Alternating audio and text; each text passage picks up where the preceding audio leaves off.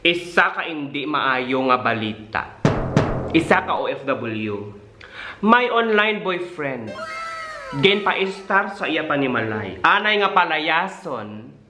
Ginbawian sang kabuhi ang iyang mga kabataan. Bawagi pa-star demonyo. Gani dapat mapreso kag manabat ang may sala. Wala na kita diri sang may mahimo pa.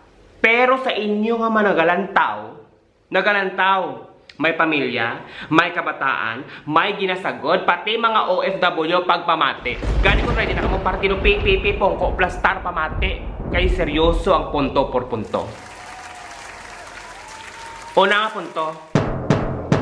Ang iban sa inyo, kung single kag nabalo, gapangita gid sang upod sa kabuhi kay nga atungod sang pagpalangga. Kuna mo nang rason wala problema. Pero imo pa min saron. May nanay ka, may tatay ka, may kabataan ka pa. Ang ina pagpalangga, kulang pa. Gani-tani, focus ka na lang sa ila. Hindi ka na mangita sang lalaki. Para ano? Ano ang rason? Para matuhilan ka. Buti lang tawang resulta sang imong kagaga. Kaduha nga punto. Para may katuwang sa buhay. Kung gusto ni mo sang katuwang sa buhay, tani nangita ka sang may obra nga alinganga ka. Hindi, kay kulang na ganing imong sweldo. Ipadala sang maintenance ni nanay kag ni tatay nimo, plus allowance sang mga kabataan nimo. Nagsagod ka pagid sang tambay. Inaabalang ikaw baka-baka kuskus sang banyo. Baka-baka kuskus sang inidoro. Tapos atong tambay, kapuro pa ni Garillo. Nagtoro tagay. Tapos ungkis abang. May kasabak-sabak pang tunto.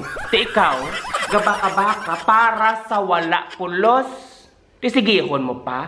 Mayo balatani kung 18 ka palang hambalo niya ka. Bukay ikaw ginapalangga kung nagpati ka. Okay pa, pero inang 30 tahon, 40 tahon ka na nga alinga nga. Nagpati-pati ka pa. Ikaw palangga ako bukan ibayaan kong akong asawa. Ay ambot sa imong kagaga.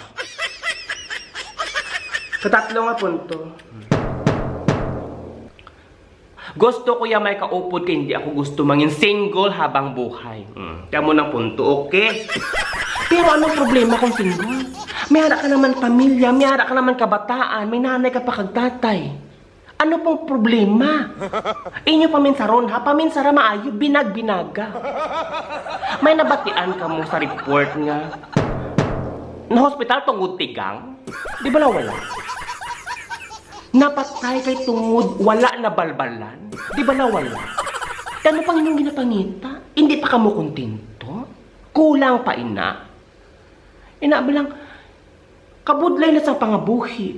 Nangita ka pag itang kabudlay. Doon na nagngita ka sang batok, ginpok-pok sa imong ulo. Gani sa inyong mga single. Sa mga nagkalabalo. Tungkol may pamilya ka, makontento na ka mo. Hindi ka nangita ka pa imo isang lalaki. Hindi man mapuslan.